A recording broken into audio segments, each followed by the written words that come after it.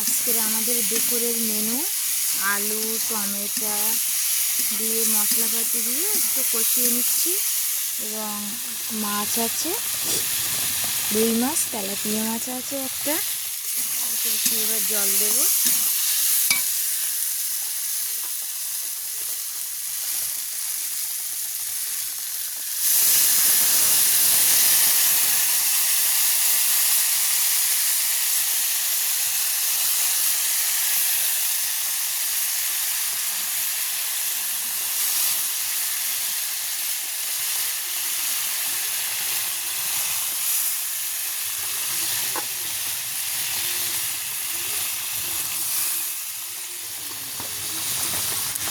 জল দিয়ে দিলাম।